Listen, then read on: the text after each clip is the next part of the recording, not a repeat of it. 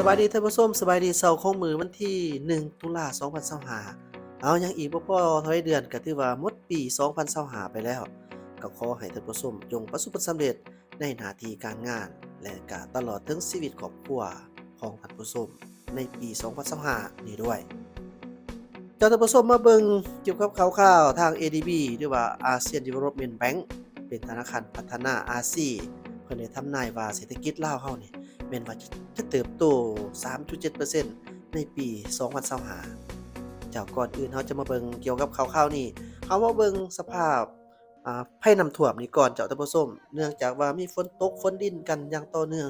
เกิดเฮ็ดให้มีน้ำท่วมน้ำสูงหลายแห่งหนในขอบเขตทั่วประเทศโดยเฉพาะในมื้อวันที่1ตุลามื้อนี้นี่เองเจ้าท่านผู้ชมแต่ตอนกลางคืนพู้นแหละมาถือว่ามีฝนตกหนักเฮ็ดให้น้ำท่วมอยู่เขตบ้านห้วยเดือเมืองพนโฮงแขวงเวียงจันทน์แม่นว่าบางหลังคาเรือนนี่น้ำท่วมมิดชิดเลยบางบ่อนก็เห็นตั้งแต่สันหลังของหลังคาเรือนเนื่องจากว่าน้ำนี่มาไวอีหลีแต่ว่ายังบ่ทันได้มีการรายงานเรื่องความเสียหายทั้งชีวิตและก็ทรัพย์สินเทื่อเนื่องจากว่ามันฮักบ่เกิดขึ้นใหม่ๆหมาดๆนี่เจ้าท่านผู้ชมความว่าน้ำท่วมนี่มีหลายจุดหลายบ่อน บางคนก็ลงข่าวไปว่ามีฮอดเขื่อนแตกได้เจ้าท่านผู้ชมว่าเขื่อนน้ำเงียบแตกแล้วเด้ออันนี้ก็อย่าสิฟ้าวเชื่อเทื่อเด้อเพราะว่าน่าจะแม่นคลิปเก่าบ่หรือคลิปใดเพราะว่ายังบ่ทันมีหน่วยงานที่ออกมาได้ให้เราได้รู้เกี่ยวกับเรื่องนี้เนาะรู้แต่ว่าได้มีการบางคนได้โพสต์ว่าอันนั้นมีเขื่อนน้ำเงียบมันแตกว่าซั่นเด้แต่ว่าเราก็บ่ทันได้เชื่อใจแอดมินเองก็คือว่าเข้าไปถามสังคมโดยเฉพาะในโพสต์ในช่อง Facebook Fanpage ส่วนตัวว่าแม่นแท้บ่ว่าเขื่อนไฟฟ้าน้ำเงียบนี่แตกแล้วหรือว่าเป็นข่าวปั่นป่วนรอท่าเบิ่งข้อมูลจากทางหน่วยงานที่เกี่ยวข้องทางการตื่นว่าแม่นแท้หรือบ่แล้วก็มีข้อมูลจากคลิปมาพร้อมเนาะเจ้าท่านผู้ชมฉะนั้นก็เบิ่งตามความเป็นจริงแต่ว่ามันจะเป็นแนวใดนอกจากนี้ยังอยู่ที่บ้านห้วยเรือคือเก่าเจ้าท่านผู้ชมมาเบิ่งสภาพเกี่ยวกับเรื่องน้ำท่วมแท้ท่วมว่า คือคลิปนี้ของทางกุ๊กกุ๊กนี่ก็โพสต์ให้รู้ว่าเกิดเหตุน้ำท่วมเขตบ้านห้วยเดือในมื้อวันที่1ตุลา2025เกิดเหตุน้ำท่วมกะทันหันอยู่เขตบ้านห้วยเดือเมืองพนโฮงแขวงเวียงจันทน์บางจุดนี่ระดับน้ำท่วมสูงถึงแบบครึ่งของคันรถใหญ่และก็ท่วมเรือนประชาชนจำนวนหลายหลังคาเรือน เจ้าของคลิปยังเขียนบรรยายบอกว่ารถเอาบ่ทันแล้วขอเอาแต่ชีวิตไว้ก่อนนอกจากนี้เพิ่นก็ยังได้มีการร้องขอความช่วยเหลือจากทางสังคมนี่ถือว่าเป็นข่าวล่าสุดสำหรับภัยน้ำท่วมเกิดขึ้นอยู่บ้านเฮาผลพวงมาจากพายุนี่ล่ะเจ้าท่านผู้ชมที่ว่าได้พัดเข้าเวียดนามมันบ่แม่นมีแต่บ้านเฮาเด้อเจ้าที่ว่าเป็นแบบนี้เนาะมาแต่เวียดนามนี่ก็แฮ่งหนักเวียดนาม อืมทางไทยบางพื้นที่นี่เราก็เห็นว่าเกิดมีน้ำท่วมเช่นเดียวกันฉะนั้นก็หน่วยงานเนาะโดยเฉพาะแม่นทีมกู้ภัยก็ต้องแม่นได้เฮ็ดเวียกอย่างหนักเลยนี่เกี่ยวกับเรื่องนี้เนาะฉะนั้นก็ขอเอาใจช่วยแล้วก็เป็นหูเป็นตาช่วยกันวันใดที่ว่าเกิดมีน้ำท่วมก็อย่าลืมส่งข่าวอ่าหรือให้อำนาจการปกครองบ้านนี่ประกาศแจ้งอย่างหีบด่วนเนาะเครื่องของสัตว์สรรพสิ่งนี่บางวันเอาบ่ทัน หรือว่ายากเจ้าท่านผู้ชมเอาล่ะนี่เป็นเพียงแต่บางจุดสำหรับน้ำท่วมเท่านั้นเด้อเฉพาะมื้อวันที่1ตุลา2025นี่มาเบิ่ง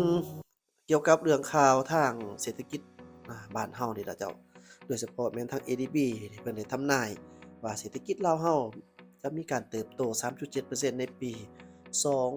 2025โดยข้อมูลจากทาง Loud Youth Radio เพิ่นว่านครหลวงเวียงจันทน์ในสปปลาววันที่30กันยายน2025ทางธนาคารพัฒนาอาเซียนหรือ ADB ได้รายงานให้รู้ว่าคะแนนการบริการแม่นว่ายังคงปรับตัวขับเคลื่อนหลักของการเติบโตอยู่สปปลาวสำหรับปี2025โดยคาดว่าคะแนนการดังกล่าวนี้แม่นจะขยายตัว 4.5%อิงตามการรายงานฉบับใหม่ของ ASEAN Development Bank หรือว่า ADB โดยทางคะแนนการท่องเที่ยว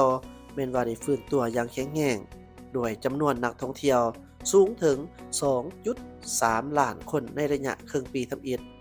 สะท้อนถึงการเชื่อมต่อทั้งภาคพื้นที่ดีขึ้น และการตลาดที่มีเป้าหมายการท่องเที่ยวได้สุขอยู่การค้าย่อยการบริการที่พักและการขนส่งทางแขนงอุตสาหกรรมของสปปลาวคาดว่าจะเติบโต 3.6% ในปี 2025 โดยได้รับการสนับสนุนจากผลกำไรในแขนงพลังงานและการผลิตอิงตามรายงานของทาง ASEAN Development Outlook หรือว่า ADO ในเดือน September 2025 ที่รายงานหลักของทางธนาคารพัฒนาอาเซียนหรือว่า ADB การผลิตไฟฟ้าเพิ่มขึ้น 3.2% ในระยะครึ่งปีทำอิฐของปี 2025 และคาดว่าจะขยายตัว 6.5% สำหรับปีนี้ โดยทางแขนงกสิกรรมคาดว่าการขยายตัวเล็กน้อย 1.3% ในปี 2025 แม้นจะได้รับการสนับสนุนจากภาพอากาศที่เอื้ออำนวย ADB แม้นว่าได้ปรับปรุงการคาดคะเนการเติบโตและอัตราเงินเฟ้อสำหรับปี 2025 เนื่องจากสิ่งท้าทายทางด้านเศรษฐกิจแม้นยังคงดำเนินอยู่และแรงกดดันทางด้านเงินเฟ้อที่ลดลงในขณะที่การลดลงของเงินเฟ้อบรรเทาบางอย่างความเข็งตึงทางด้านการค้าและขอจำกัดตลาดงบประมาณอาจจะเฮ็ดให้การฟื้นตัวช้าลงหลายกว่าที่คาดไว้การคาดคะเนการเติบโตสำหรับสปปลาวแม้ได้ถูกปรับลงเป็น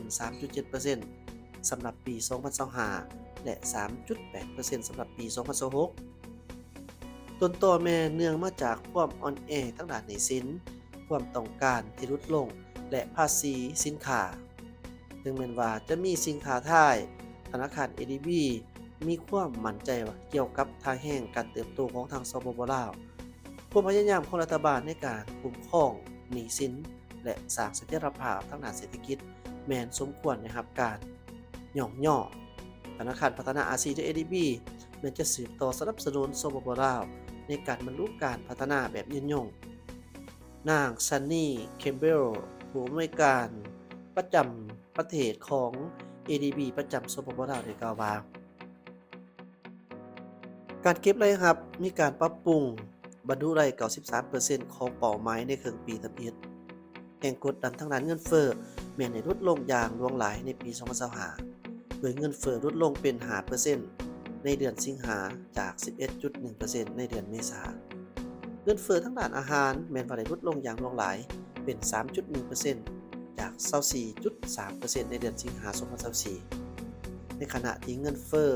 ราคาสินค้าอื่นที่บ่แม่นอาหารยังคงสูงอยู่ทางธนาคารแห่งสปปลาวแม้นได้ลดอัตราดอกเบี้ยนโยบายจาก 10% ในเดือนมีนามาเป็น 9.0% ในเดือนสิงหาเป็นการลดลงครั้งที่ 3 ของปีนี้อัตราแลกเปลี่ยนความมั่นคงโดยเงินกีบแข็งค่าขึ้น 0.5% เทียบกับดอลลาร์สหรัฐในขณะที่อ่อนค่าลง 6.0% ถ้าเทียบกับเงินบาทไทยทุนสำรองของต่างประเทศเพิ่มขึ้นเป็น 2.7 ตื่นดอลลาร์ในเดือนสิงหาคม 2025 จาก 2.1 ตื่นดอลลาร์ในเดือนธันวาคม 2024 ให้การคุ้มครองการนำเข้าได้ 3.1 เดือน ADB แม้นธนาคารพัฒนาหลายฝ่ายสรรนำที่สนับสนุนการเติบโตแบบร่วมทุกคนทนทานและก็ยืนยงในทั่วเอเชียและแปซิฟิกการเฮ็ดเวียกร่วมกับสมาชิกและคู่ร่วมงานเพื่อแก้ไขสิ่งท้าทายที่สับสนร่วมกัน ADB ใส่เครื่องมือการเงินที่มีนวัตกรรมและการร่วมมือทางยุทธศาสตร์เพื่อเปลี่ยนแปลงชีวิตสร้างโครงสร้างพื้นฐานที่มีคุณภาพและปกป้องโลกของพวกเรา